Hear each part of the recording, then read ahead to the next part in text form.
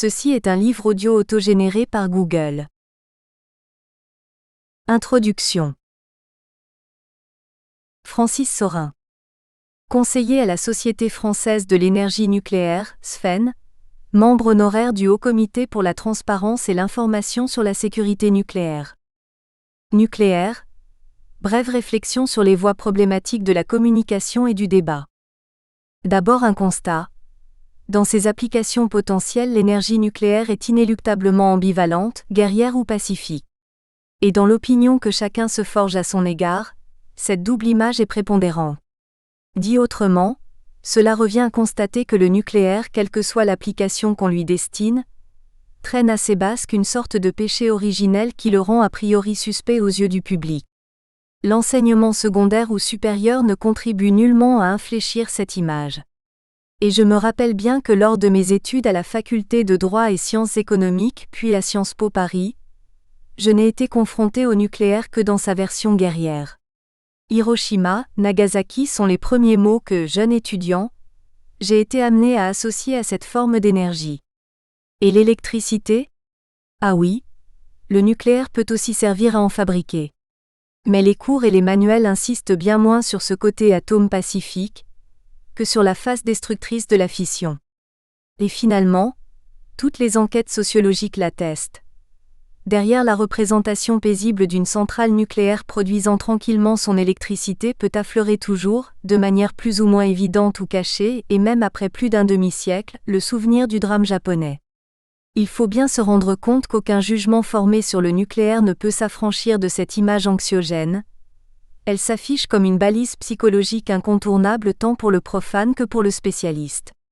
Dans notre approche du nucléaire pacifique, c'est bien cette référence à une énergie violente que nous avons d'abord à gérer. Au-delà de cette approche particulière, réfléchir à l'information nucléaire suppose aussi que l'on prenne la mesure des tendances à l'œuvre dans l'opinion publique concernant le développement des sciences et des technologies d'un point de vue général. L'image du nucléaire en est, comme on le verra, forcément impactée. Sur ce thème global, on peut à mon sens identifier trois grandes tendances venues nourrir abondamment le sentiment public et les motivations militantes depuis une vingtaine d'années en France et dans les autres sociétés industrielles démocratiques. Je les évoque ici brièvement, avant d'en venir aux aspérités de la communication et du débat contradictoire. La première de ces tendances est une méfiance réaffirmée envers les avancées des sciences et des techniques. Cette attitude n'est pas récente. Le mouvement anti-science est né avec les débuts de l'ère industrielle et fait partie, depuis cette époque, du paysage mental de nos sociétés. C'est pour cela que je parle d'une méfiance non pas nouvelle, mais réaffirmée. Ce mouvement d'opinion a incontestablement gagné en ampleur et plus encore en visibilité ces dernières années, sur les biotechnologies, les OGM, les nanotechnologies, les antennes relais. Nos concitoyens hésitent de moins en moins à faire valoir leur réticence, voire leur opposition musclée. Cela ne veut pas dire que la confiance dans la science se soit délitée. Dans un sondage Ipsos Le Monde de 2011, les 3/4 des Français interrogés approuvent l'assertion selon laquelle la science et la technologie apportent des solutions aux problèmes que nous rencontrons aujourd'hui. Mais il reste que cette adhésion massive à l'idée de progrès scientifique, jamais démentie depuis 2 siècles dans nos sociétés industrielles, est maintenant quelque peu écornée par ce que l'on pourrait dépeindre comme une mode de la technophobie désignant les avancées des sciences et des techniques comme un accomplissement négatif porteur de danger et s'accompagnant d'un regard enamouré vers tout ce qui est estampillé comme naturel. Dans ce champ de contestation, le nucléaire tient une large place, bénéficiant, pourrait-on dire, de l'antériorité. C'est contre lui, à partir des années 60 à 70, que les nouvelles générations de technophobes se sont d'abord fait les dents. Ressenti comme un concentré de technologies lourdes, il a été la cible inaugurale emblématique du militantisme anti-science revitalisé et reste un symbole à combattre quels que soient les services rendus. L'autre grande tendance qui émerge clairement dans le contexte considéré est le refus du risque et l'avènement de la précaution.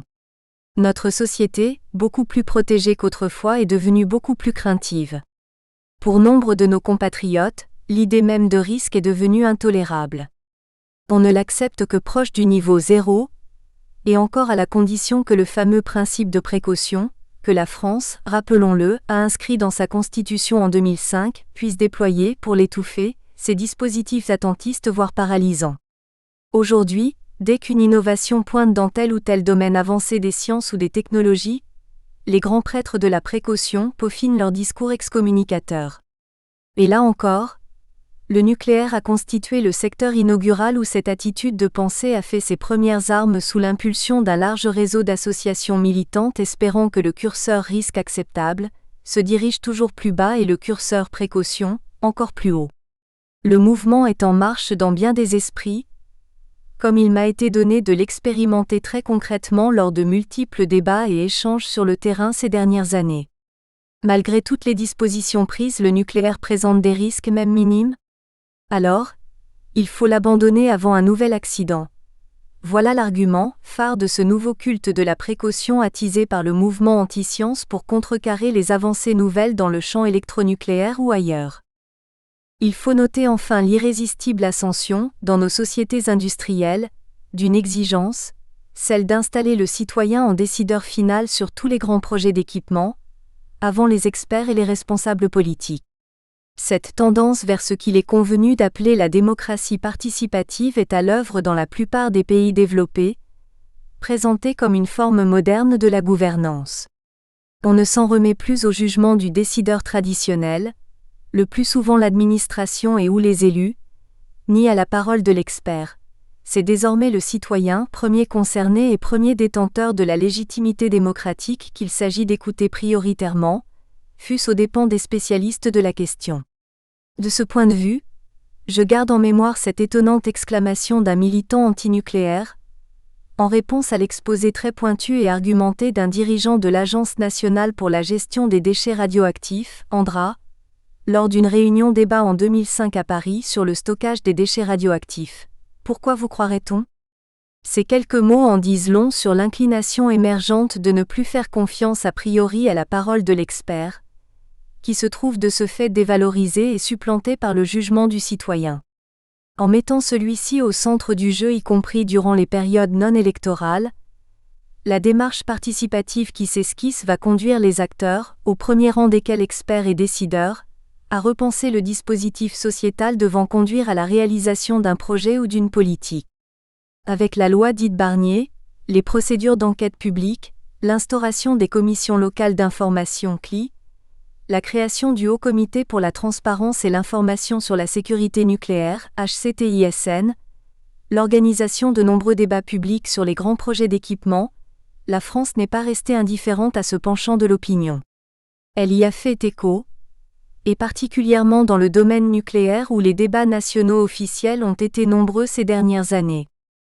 Au-delà des controverses et des arguments contradictoires échangés sur tel ou tel aspect particulier des accomplissements nucléaires, il est utile de garder à l'esprit cette toile de fond sociétale et les tendances lourdes qui s'y expriment, le regain des idées anti-science, la divinisation de la précaution, l'exigence de la participation citoyenne à tous les stades de la décision, y compris par référendum, sont les marques d'une sensible évolution de L'. Opinion concernant le progrès scientifique et technologique, son acceptabilité et sa gouvernance. Le nucléaire n'est pas hors sol. Tout comme les autres technologies avancées, il est le champ même de ces évolutions. Il faut en être conscient pour mieux informer et débattre plus utilement sur le sujet. Lorsqu'on nourrit à son endroit une opinion favorable, informer et débattre sur le nucléaire n'est pas un long fleuve tranquille. C'est bien pour cela que je trouve l'exercice passionnant.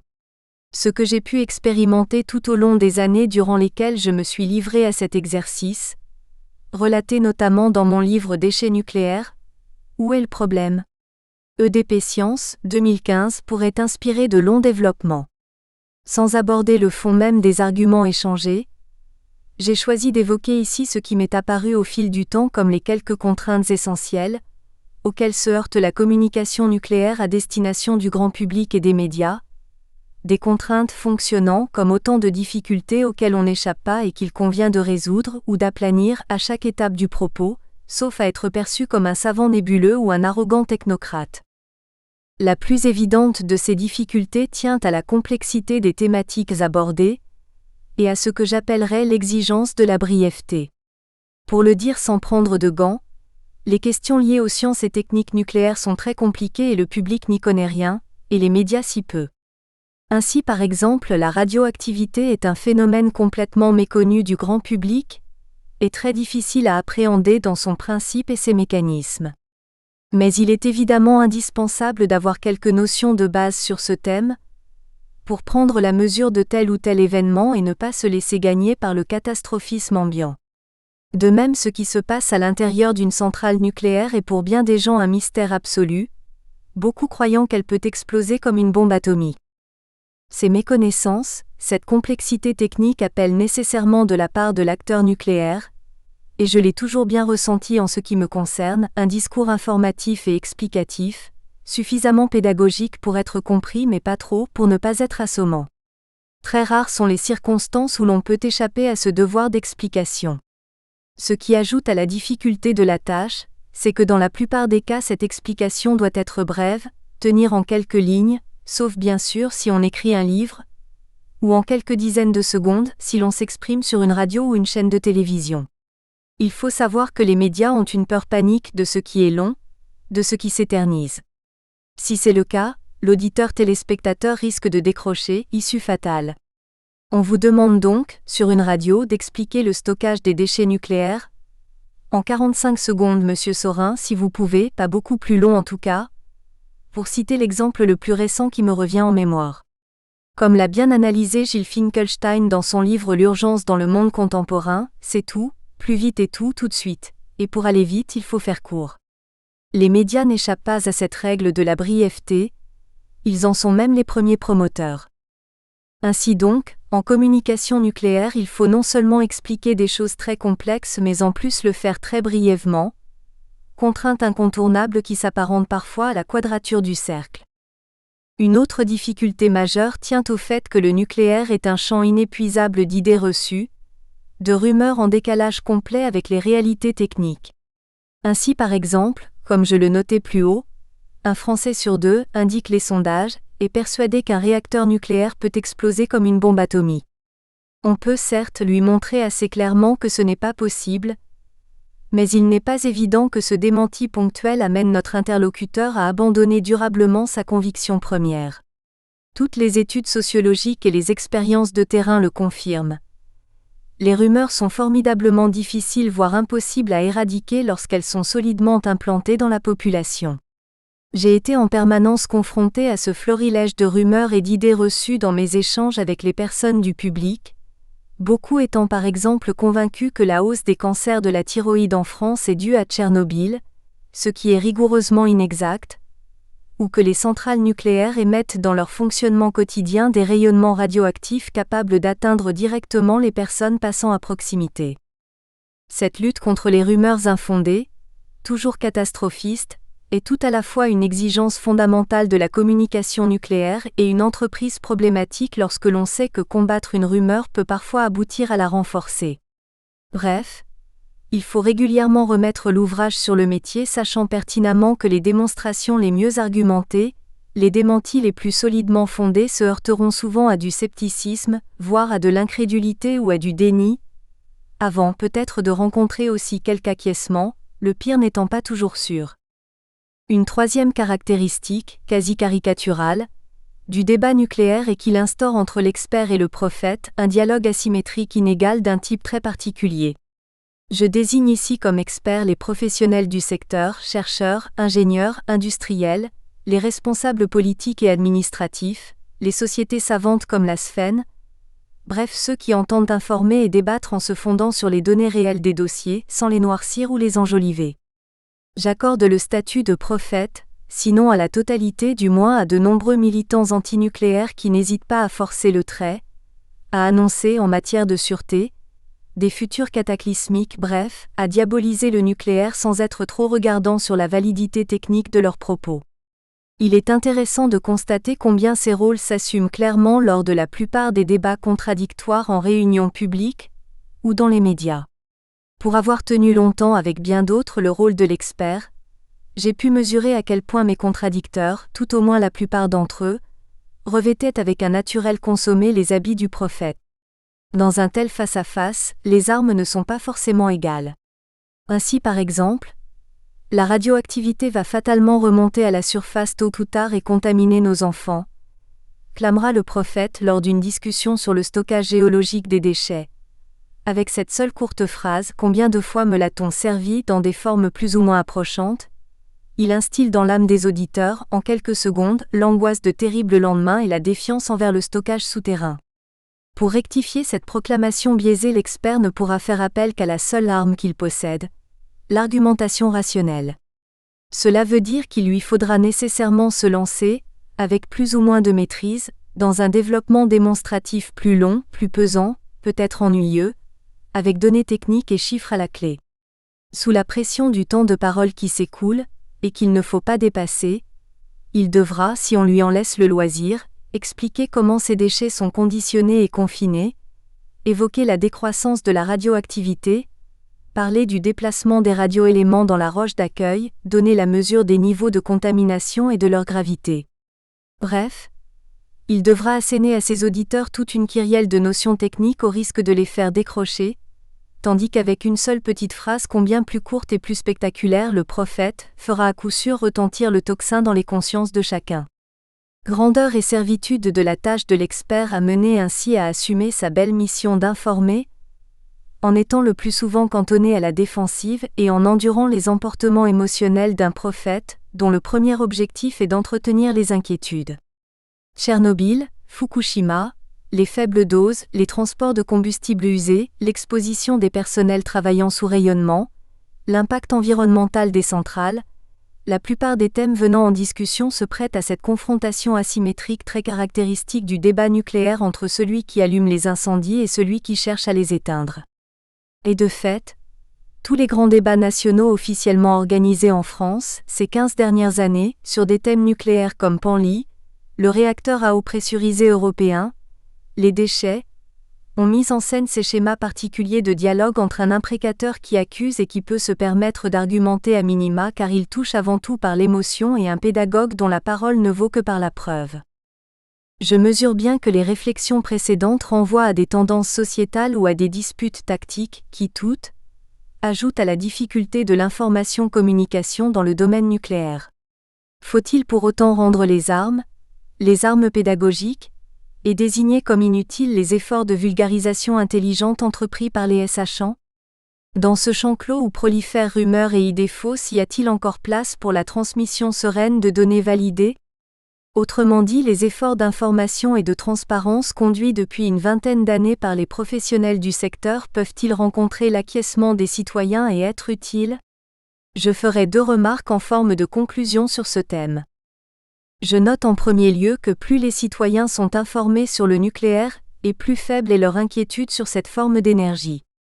Cela se vérifie dans les enquêtes, en France comme à l'étranger. Ainsi par exemple l'Eurobaromètre 2008 établit que les personnes ayant le moins d'inquiétude à l'égard du nucléaire se recrutent essentiellement chez celles qui ont les connaissances les plus élevées sur le sujet. En France, une enquête IRSN-BVA montre que les leaders d'opinion, chefs d'entreprise, élus, journalistes, qui sont censés être mieux informés que la moyenne de la population sur le nucléaire sont 30% à juger élevés les risques représentés par les déchets alors que ce niveau est de 60% pour l'ensemble du public, soit une inquiétude moitié moindre de la part des leaders. D'autres exemples viennent montrer également qu'une information approfondie sur tel ou tel aspect particulier de la filière peut infléchir radicalement la perception et le jugement du public sur le sujet. Je l'ai expérimenté assez souvent, et par exemple lors du débat sur le stockage des déchets à vie longue en 2015. En clôture de ce débat national, les organisateurs avaient mis en place une expérience concrète de démocratie participative selon le modèle d'une conférence de citoyens inspirée des pratiques scandinaves. Il s'agissait de recueillir l'avis d'un groupe représentatif de citoyens. 17 personnes sans connaissance particulière sur les déchets, sélectionnées par un institut de sondage. L'originalité de la démarche a consisté, avant toute chose, à expliquer dans le détail aux membres du panel le principe et la technologie du stockage géologique tel que projeté à CIGEO, Centre industriel de stockage géologique. Et cette formation intense, étalée sur plusieurs jours, a été dispensée de façon pluraliste par des promoteurs et des adversaires du projet, qui se sont partagés à parts strictement égales leur temps d'exposé et de réponse aux questions. Ce n'est qu'après avoir été informés contradictoirement et éclairés en détail sur tous les aspects de CIGEO, que les 17 citoyens ont été invités à élaborer un avis commun. Les observateurs s'attendaient, tout au moins au départ, à ce que cet avis reflète l'inclination naturelle de l'opinion publique majoritaire exprimant sa défiance à l'encontre d'un stockage souterrain couramment assimilé à une poubelle, irradiant sous nos pieds pour des millénaires. En fait, chacun était convaincu que les panélistes rejetteraient le principe même du stockage géologique. À l'étonnement des observateurs et au désappointement des militants anti-CIGEO, il n'en a rien été. Les 17 ont accepté à l'unanimité le principe du stockage en profondeur indiquant que le groupe n'est a priori pas hostile à CIGEO, aux conditions que le temps soit pris pour la réalisation de tests en conditions réelles et grandeur nature. Cette position collective montre qu'en dépit des difficultés inhérentes au débat nucléaire, une pédagogie exemplaire peut faire bouger les lignes, ce qui tend à confirmer que même bousculés par les prophètes, les experts ne parlent pas dans le désert.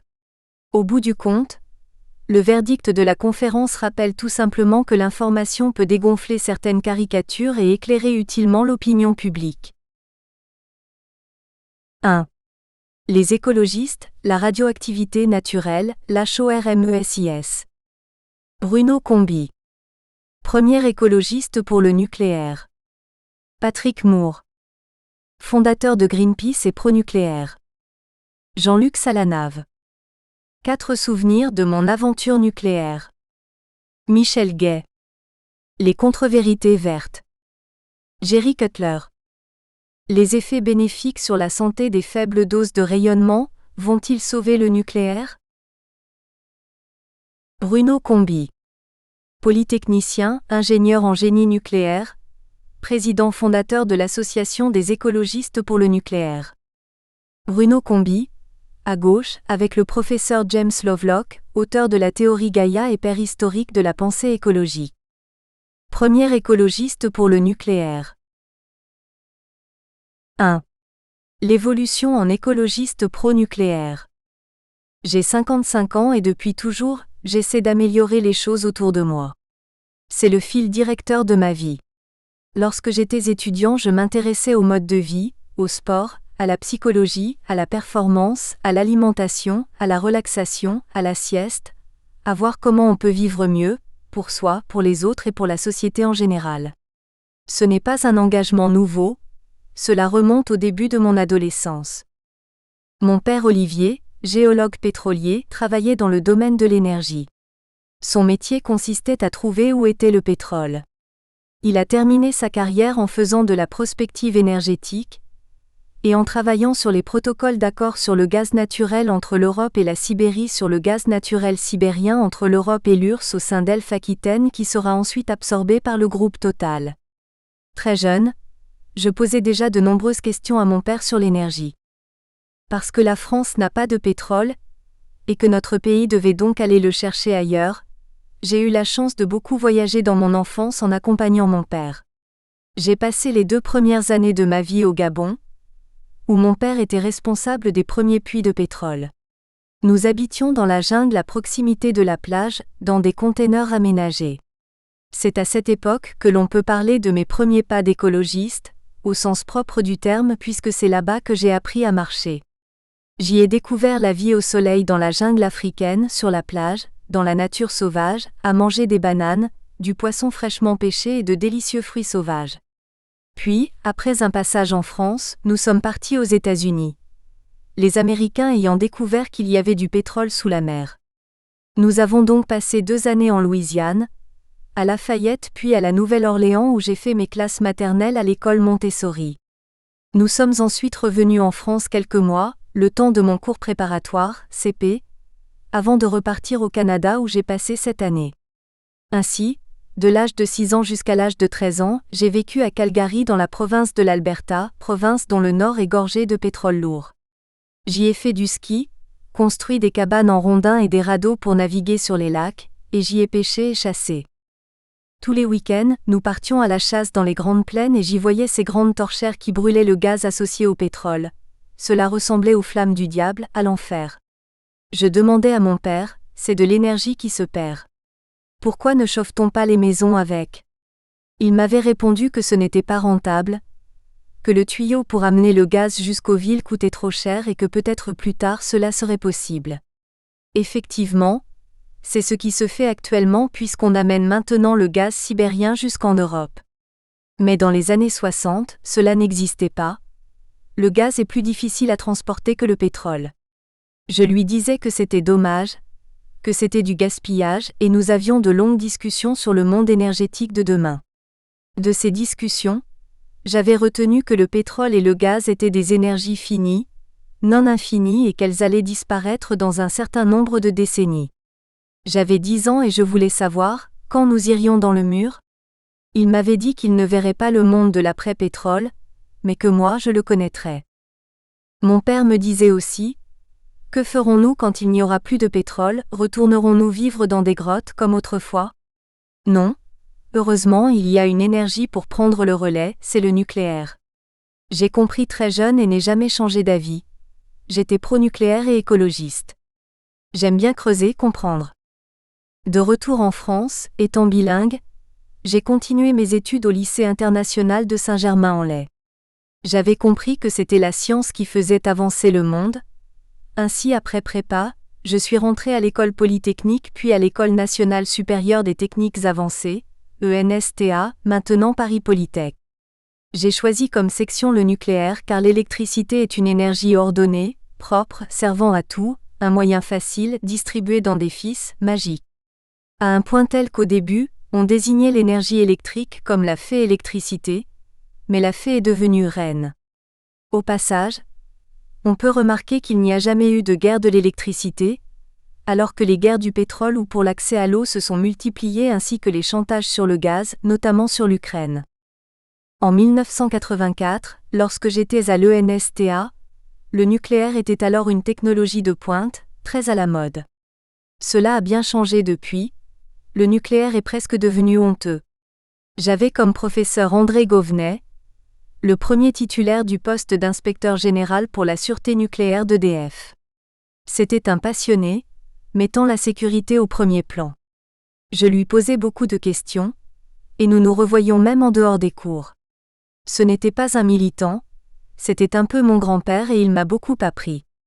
Avec lui, j'ai visité l'usine de retraitement de La Hague et la salle des réacteurs de la centrale de Paluel, alors en construction. Puis je suis entrée à EDF et j'y suis restée 3 ans, la quittant en 1987.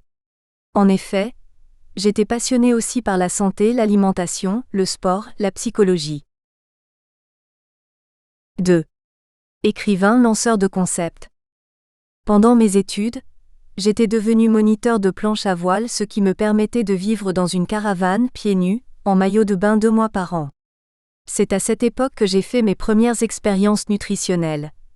J'ai découvert le végétarisme, les graines germées, les cures de crudité, la cuisson à la vapeur. Contrairement à maintenant, peu de gens étaient intéressés par ce style de vie. De plus, j'ai beaucoup voyagé pour découvrir de nouveaux modes de vie. Tout ce que j'avais découvert, je voulais le partager et l'enseigner. En 1986, j'ai écrit mon premier livre, Comment vous libérer du tabac. Car à l'époque il n'existait pas de livre pratique pour arrêter de fumer. Paradoxalement, beaucoup de gens veulent arrêter de fumer mais n'y arrivent pas. Nombre de fumeurs se lèvent le matin en se disant « j'arrête de fumer », mais le soir ils ont déjà refumé.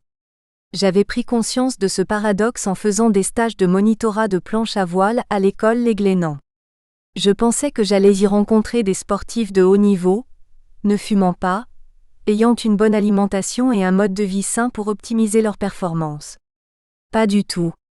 Je suis tombée sur de gros bras très musclés, mais qui mangeaient n'importe quoi n'importe comment, qui fumaient comme des pompiers et qui le soir au lieu de dormir, faisaient de grandes fêtes en buvant des tonneaux de bière. J'étais sidérée par ce comportement illogique, car entre-temps j'avais constaté sur moi-même une forte amélioration de ma santé, avec mon nouveau mode de vie. Je me suis dit qu'il fallait jeter un pont entre la théorie et la pratique, entre ceux qui savent comment s'y prendre et ceux qui sont esclaves. Il y avait à l'époque près de 20 millions de fumeurs en France. Actuellement il en reste la moitié et même si c'est toujours beaucoup trop, j'ai plaisir à penser que mon livre y est pour quelque chose. Effectivement, il s'est très bien vendu en France et nombreux sont ceux qui se sont arrêtés de fumer en le lisant, dont Jacques Chirac, notre ancien président de la République. Toujours dans la lutte anti-tabac, j'étais allé voir le Comité national contre le tabagisme, CNCT, dont le directeur Yves de Givry m'avait appris non seulement beaucoup de choses, mais aussi proposé d'être administrateur du comité. Nous avons entre autres engagé des actions en justice contre l'industrie du tabac. J'ai écrit mon deuxième livre en 1988 sur le stress, puis j'ai décidé de devenir écrivain indépendant. C'est un drôle de métier, mais j'avais l'impression d'être utile. J'ai écrit mon troisième livre, Éloge de la sieste, puis Délicieux insectes. J'étais une sorte de lanceur de concepts, avec 15 ans d'avance sur tout le monde. Cependant, quand tout le monde se préoccupe de ces concepts et que cela devient une foire d'empoigne, cela ne m'intéresse plus du tout. 3. L'énergie, pétrole, charbon versus nucléaire. Nous vivons une époque formidable, avec des moyens de transport faciles, rapides, peu onéreux. Nous pouvons téléphoner instantanément à l'autre bout de la planète, avec nos téléphones portables. Nous vivons avec à notre disposition une abondance de nourriture. Mais ce mode de vie fantastique repose sur nos ressources énergétiques. Pour l'avenir, il faut rester prudent. Rien de tout cela n'est garanti. Dans les années 60, environ 20% du pétrole était extrait des puits, et les 80% restants étaient considérés comme perdus, irrécupérables. Depuis, des modifications technologiques ont autorisé des forages plus profonds permettant de récupérer 40% du pétrole. De ce fait, les réserves de pétrole disponibles ont été multipliées par 2 sans faire de nouvelles découvertes, reculant de quelques décennies l'échéance de la fin du pétrole. Mais ce qui, très récemment, change encore plus la donne, ce sont les pétroles de schiste, plutôt pétrole de roche-mère. Il s'agit de prendre le pétrole partout dans la roche elle-même, pas seulement de pomper les petits lacs de pétrole souterrain qui se concentrent dans les anticlinaux lorsqu'il y en a, ce qui est relativement rare. Le pétrole de roche-mère est de la matière carbonée, vestige de la vie d'autrefois que l'on trouve un peu partout, diluée dans le sol. Jusqu'à maintenant, nous ne savions pas comment faire pour le récupérer. Puis, est apparue la fracturation, innovation technologique qui permet en brisant la roche de récupérer le pétrole même lorsqu'il s'y trouve en quantité relativement faible. De nouveau, ce procédé technologique permet d'augmenter considérablement le gisement potentiellement exploitable. Mais ce n'est pas infini pour autant. En plus, ce pétrole pris dans les entrailles de la Terre, nous le brûlons et le dioxyde de carbone, CO2, ainsi que les oxydes d'azote et de soufre qui en résultent sont envoyés dans l'atmosphère considérés comme une grande poubelle. Ce n'est pas une petite modification ou une pollution mineure, comme le serait un barbecue pour griller son beefsteak ou même un feu de forêt. Il s'agit aujourd'hui de plus de 30 milliards de tonnes de CO2 rejetées chaque année dans l'atmosphère. La nature n'arrive plus à digérer tout ce gaz. Seule la moitié du CO2 rejeté est réabsorbée par les cycles naturels. Nous sommes dans un processus à la fois d'épuisement d'une ressource précieuse, le pétrole, que la nature a mis plus de 100 millions d'années à fabriquer et d'accumulation d'une pollution de plus en plus grande de l'air que nous respirons. Pollution telle que la composition chimique de l'atmosphère de notre planète en est modifiée. Ce n'est pas un petit problème, c'est un changement écologique global affectant l'ensemble de la planète, et nous sommes tous embarqués sur ce vaisseau qui tourne autour du Soleil. Le nucléaire présente les avantages élégants de résoudre d'un coup ces 2 problèmes globaux auxquels l'humanité fait face. La finitude des ressources pétrolières et la pollution des rejets d'oxyde de carbone, de soufre et d'azote. Quant au smog remarquable en Chine et autour des grandes agglomérations, la combustion du charbon en produit plus que celle du pétrole, qui elle-même en produit plus que le gaz. Un peu moins polluant, c'est toujours polluant, c'est juste moins mauvais. Le nucléaire nous libère des problèmes géostratégiques liés au pétrole, tels que les guerres, les pressions, les chantages internationaux et les dépendances économiques. Autre sujet majeur, nous voyons bien que le pétrole moyen-oriental finance en partie le terrorisme auquel la France et la Belgique doivent faire face. S'il y a des enjeux économiques, il y a surtout des enjeux sécuritaires absolument majeurs qui se cachent derrière toute politique de l'énergie. Il est absolument essentiel de ne pas se tromper dans nos choix énergétiques. L'humanité vit en grande partie de l'énergie qui provient d'un petit bout du golfe Persique. C'est un talon d'Achille de nos économies modernes. Une grande partie de la marine de guerre américaine et française est mobilisée au Moyen-Orient, et c'est là que j'ai effectué mon service militaire en tant qu'officier dans la marine nationale. J'ai été affecté sur l'aviso escorteur Amiral Charnay, un bâtiment de guerre. J'avais choisi cette affectation, car je pensais partir pour une mission de représentation française dans l'océan Indien, ce qui me promettait des vacances agréables durant 1 an en Australie, à Madagascar, aux îles Seychelles, à La Réunion, au Kenya, avec à chaque escale une visite des environs et une petite réception dans les ambassades. Mais en janvier 1981, au début de la guerre Iran-Irak, alors que je m'envolais vers La Réunion pour rejoindre le bâtiment, le président Giscard d'Estaing a sifflé la fin de la récréation pour la marine française. Notre navire a été alors affecté en extrême urgence à la zone de guerre du détroit d'Ormuz.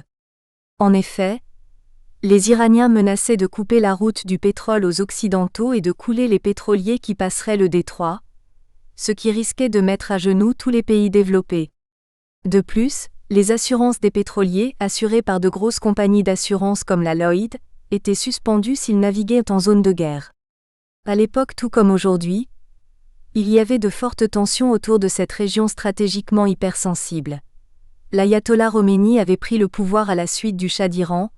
Les fous de Dieu menaçaient tout le monde et menaçaient, notamment de couler le navire sur lequel je me trouvais. Les principaux pays développés étaient présents sur ce théâtre naval et s'étaient répartis les surfaces maritimes.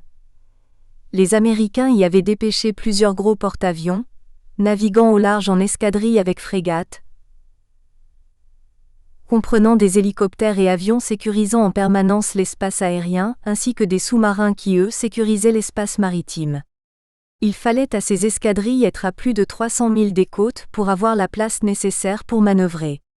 Les Russes se mettaient entre les Américains et la côte, les Français et les Britanniques naviguaient au plus près de la côte jusqu'à la limite des 12 milles, au territorial, mais par prudence, nous restions à 15 milles. De temps en temps nous croisions des bâtiments australiens, bref, nous allions jusqu'au contact ou presque. Nous recevions des messages radio des Iraniens menaçant de nous couler, et quelque temps après, des avions équipés de missiles anti-navires, même parfois de missiles Exocet français, nous survolaient. Nous étions parfois menacés d'être coulés par des navires anglais, armés par les Français. Tout cela était un peu paradoxal. La bonne nouvelle, nous avions des contre-mesures. Tous les jours nous pouvions nous faire tirer dessus, mais cette petite puissance régionale n'osait pas affronter les grandes puissances mondiales, ils avaient peur. Depuis les attentats du 11 septembre, les terroristes ont pris conscience de leur capacité de nuisance. Il est beaucoup plus facile de détruire que de construire, d'attaquer que de se protéger, plus facile de tuer que de garder en vie. Ils ont appris à penser grand, et même à s'attaquer au reste de la planète. Je pense que, hélas, la zone du détroit d'Ormuz sera plus en plus instable et que le terrorisme a de beaux jours devant lui, d'autant plus que notre dépendance à l'égard du pétrole est croissante. L'énergie nucléaire nécessite que très peu de matières premières. C'est ce que j'appelle le facteur 1 million. 1 gramme d'uranium produit autant d'énergie qu'une tonne de pétrole, ceci en raisonnant en termes de masse. En termes de déchets, les gaz de combustion sont si volumineux qu'il est illusoire de vouloir les confiner.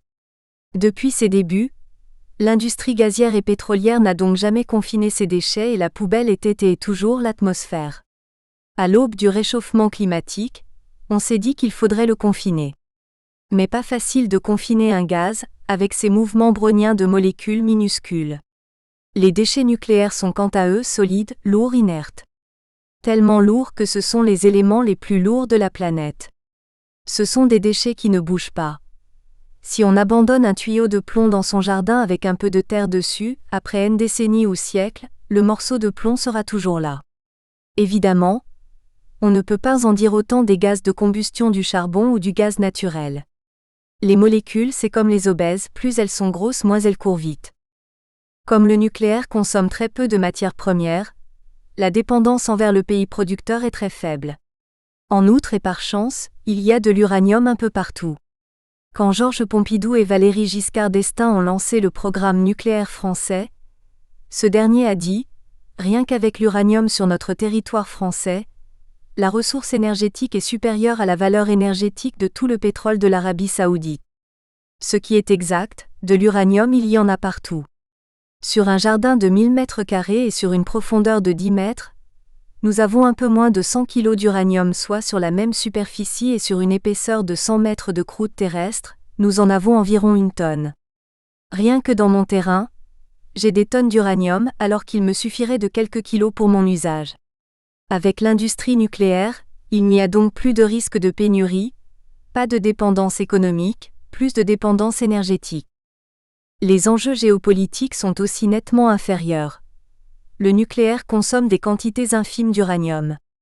Bien sûr, il faut aussi du béton et quelques terres rares essentielles aussi pour les énergies solaires et éoliennes et pour les produits électroniques, batteries, écrans plats, disques durs, etc. Seul bémol, la Chine fournit 90% des besoins en terres rares de l'industrie mondiale, ce qui constitue un quasi-monopole mondial.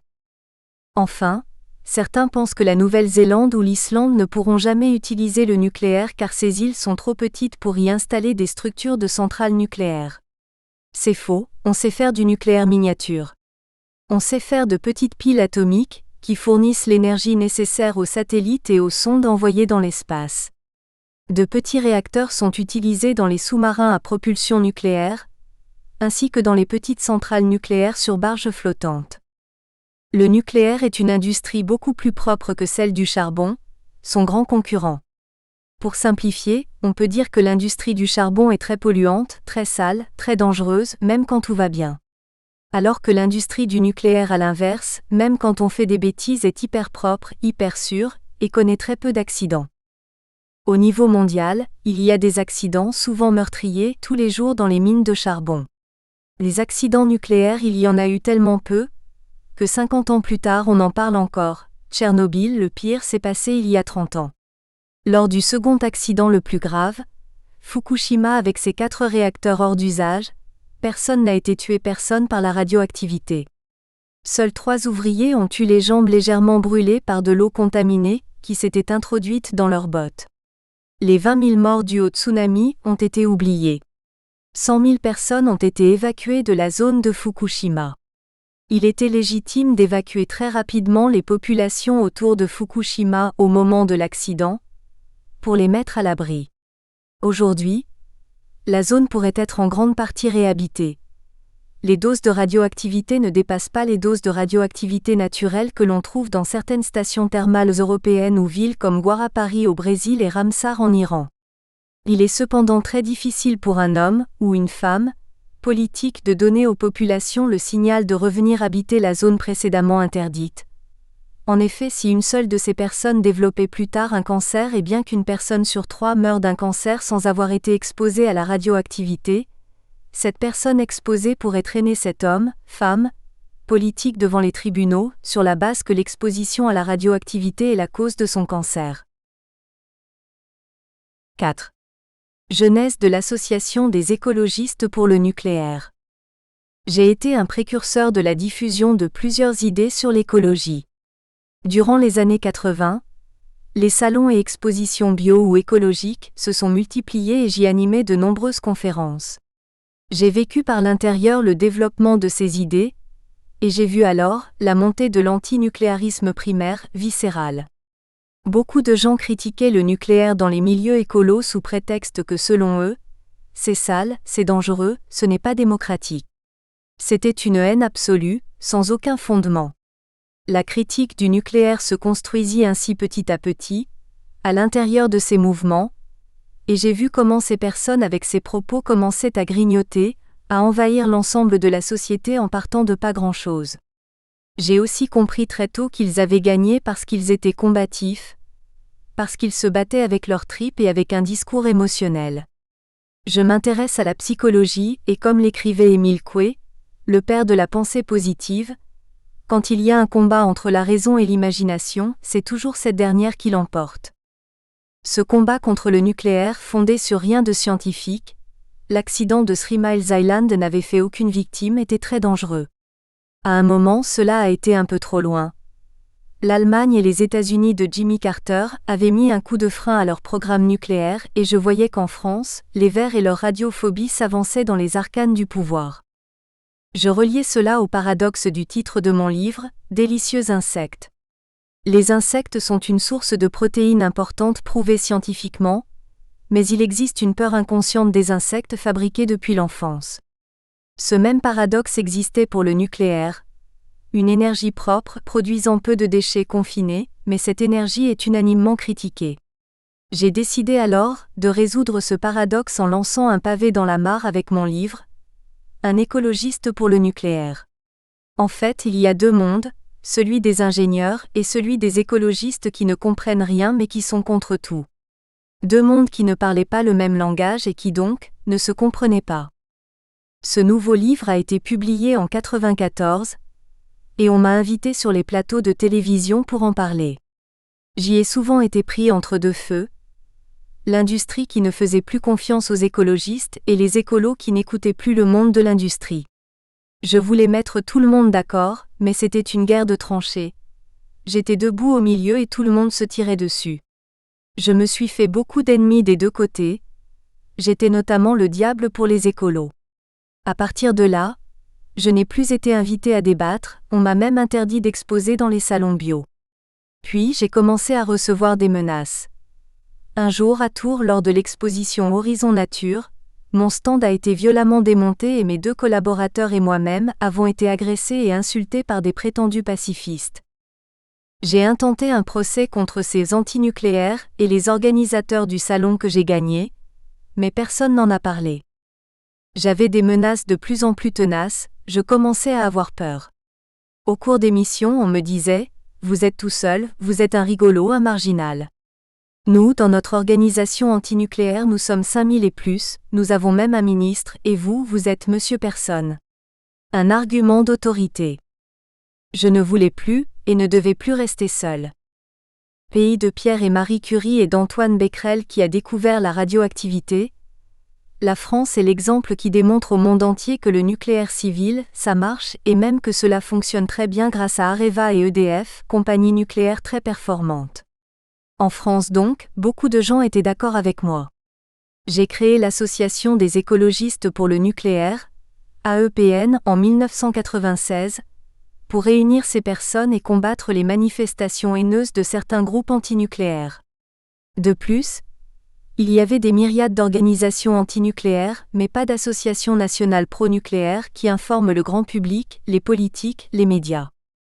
J'ai donc commencé sans argent avec quelques copains, et conçu un embryon de site web, seul moyen de communiquer rapidement. Peu après la création de l'AEPN, Lionel Jospin, Premier ministre, et Dominique Voynet, ministre de l'Environnement, prennent la décision d'arrêter définitivement Superphénix, réacteur de la 4e génération, que même les Américains et les Russes n'ont pas su faire fonctionner à cette échelle. La décision d'arrêter Superphénix a stupéfié le monde entier.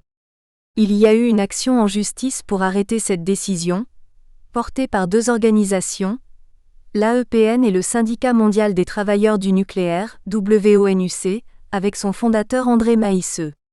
Un jour, j'ai reçu un appel téléphonique de la CGT m'annonçant pour le lendemain la visite à Lyon de Dominique Voynet et une manifestation contre l'arrêt de Superphénix.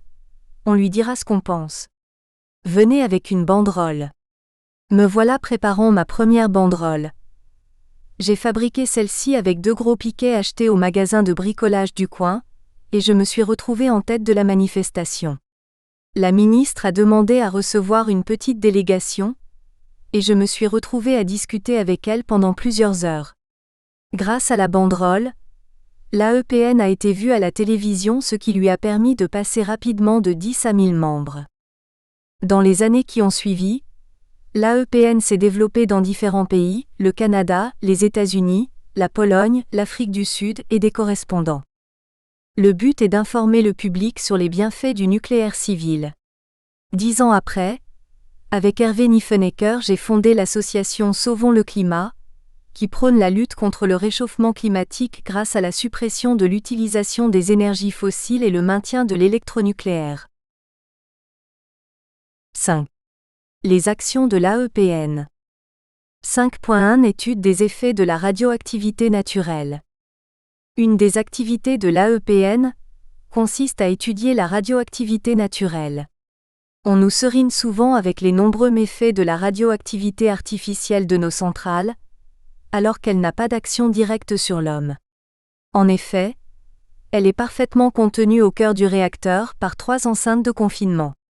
L'augmentation, minime, de la radioactivité autour des centrales est égale à 1 millième de la radioactivité naturelle.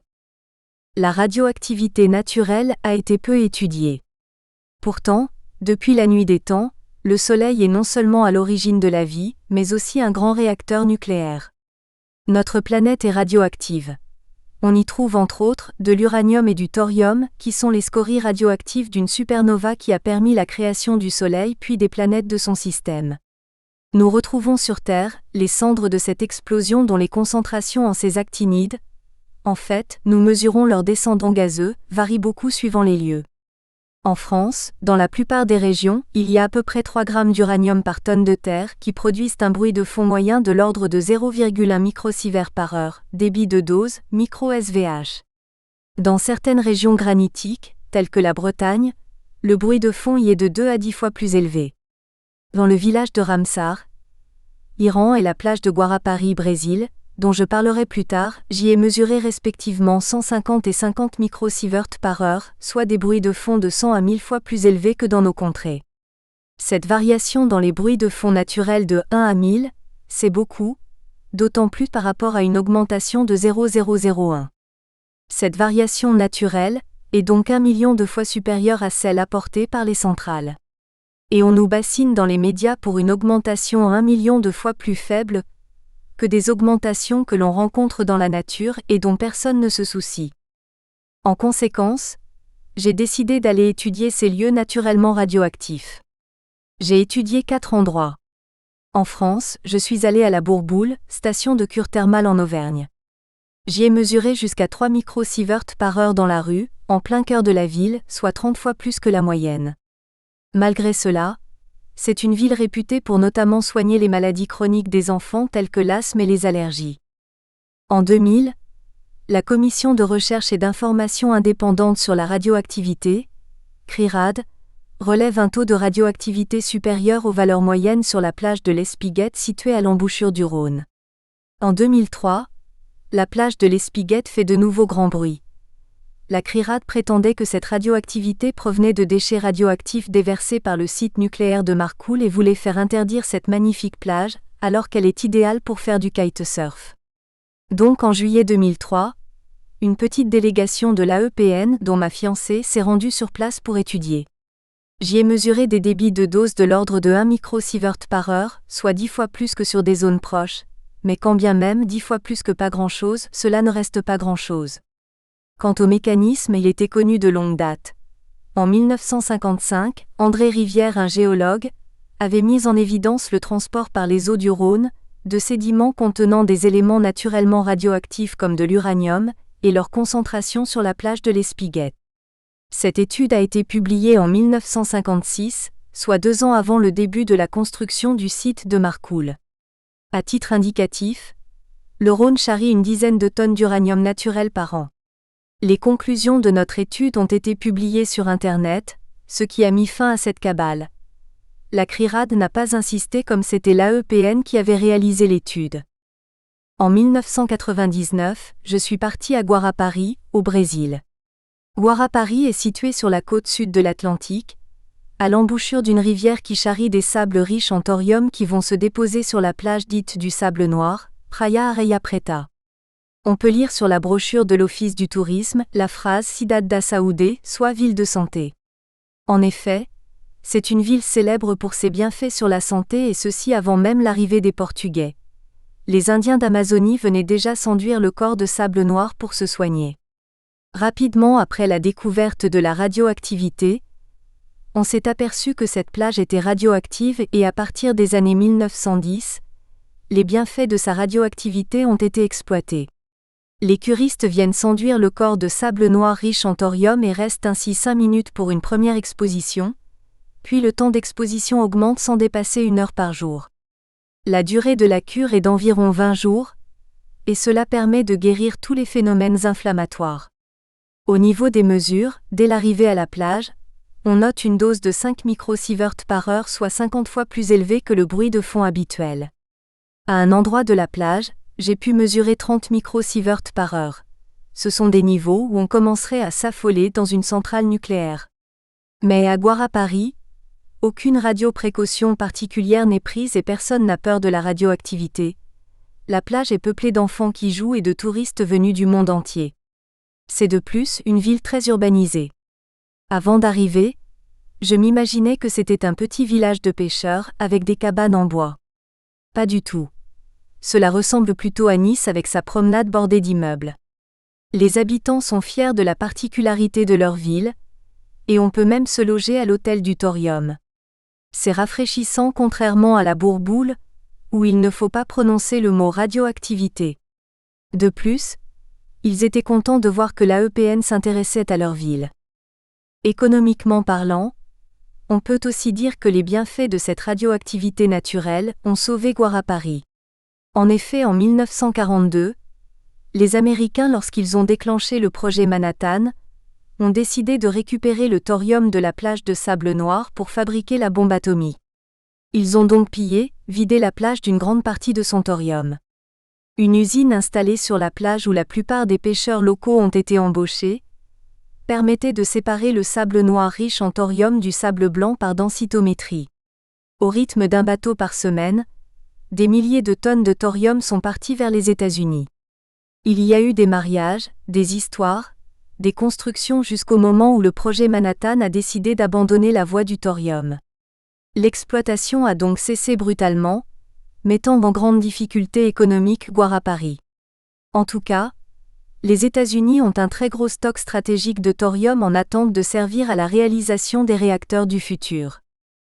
Enfin, j'ai cherché si ces doses naturelles fortes de radioactivité avaient eu des conséquences sur la santé des habitants de Guarapari. Il existait 3 études sur ce sujet établies par un père jésuite à vocation scientifique dans les années 1920 et 2 scientifiques brésiliens.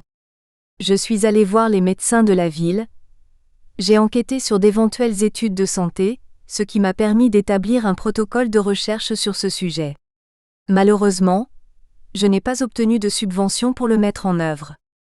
En 2006, je suis parti pour une autre campagne de mesure de radioactivité naturelle, au nord de l'Iran près de la mer Caspienne, dans la ville de Ramsar. La radioactivité provient d'une 50aine de ruisselets qui traversent la ville, dont les eaux blanchâtres sont riches en carbonate de radium. Le carbonate de radium au contact de l'atmosphère se solidifie au bord des ruisseaux, en une poudre ressemblant à de la craie. Remplaçant efficacement la chaux, ce carbonate de radium est utilisé localement comme ciment et enduit pour la construction de bâtiments. C'est un peu le cas du Kerala en Inde, mais au Kerala il ne s'agit pas d'une seule ville, mais de tout un État qui est radioactif. Le ruisseau le plus radioactif jaillit au niveau de l'ancienne école de Ramsar, cimenté avec du carbonate de radium, et traverse la cour de récréation. J'y ai mesuré un débit de dose de 100 microsieverts par heure. À ce niveau, dans une centrale nucléaire, ce n'est plus un début d'affolement mais la panique. J'ai rencontré l'homme, probablement le plus exposé à la radioactivité naturelle de toute l'histoire de l'humanité. D'une part, M. Taichi habite la maison la plus radioactive de Ramsar, qu'il a construite lui-même avec le fameux ciment provenant de l'école, et d'autre part, il a été l'instituteur de cette école durant toute sa carrière professionnelle.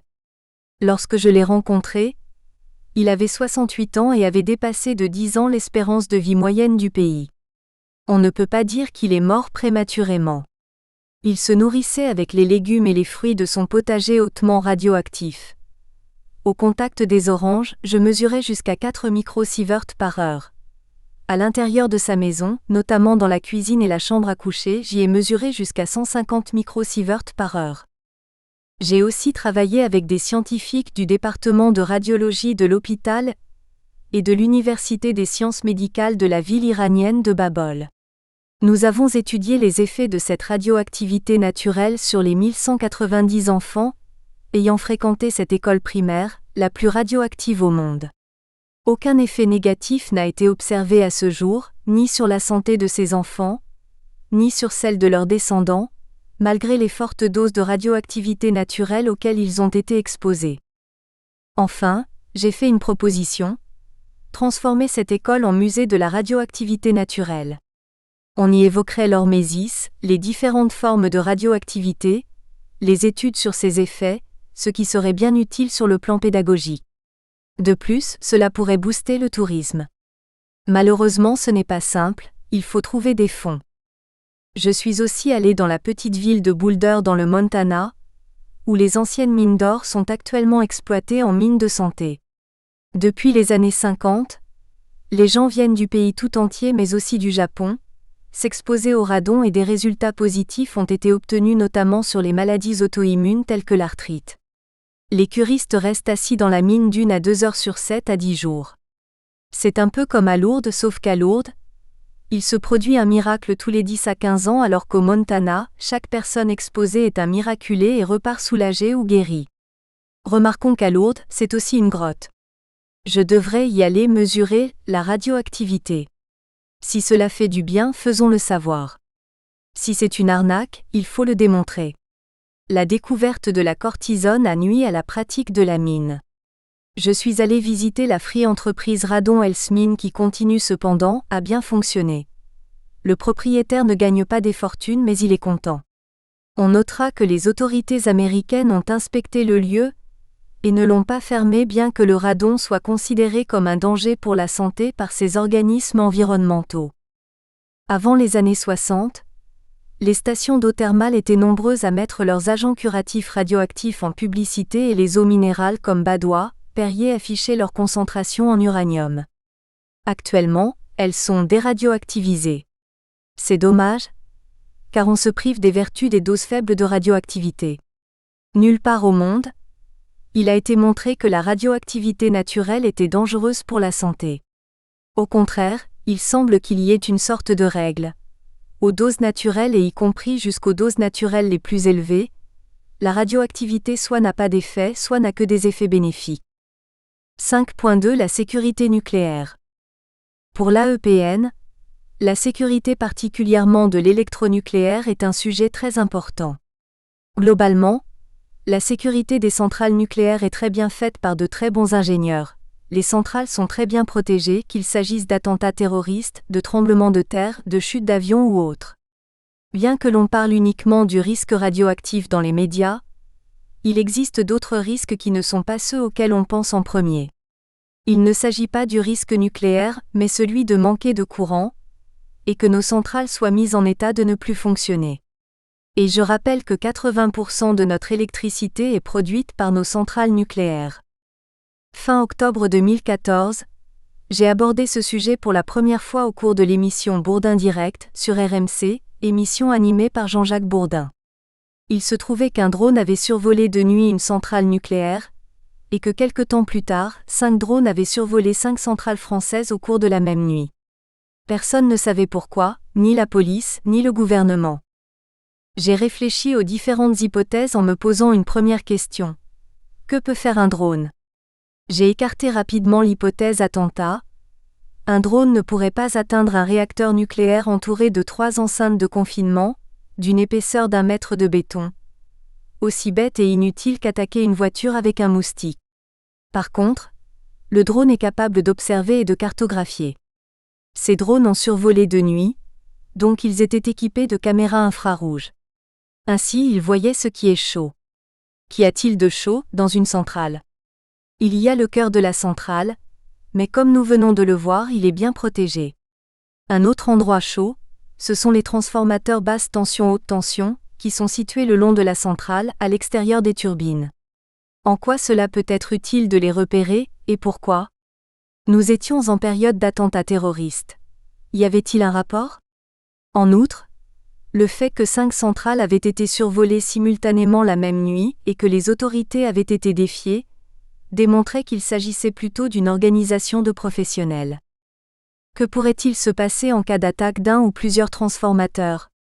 Les transformateurs sont sans protection, à l'air libre donc faciles à atteindre et à mettre hors d'usage. Il n'y a aucun risque nucléaire. Par contre, on est privé d'électricité, un blackout total pour la population.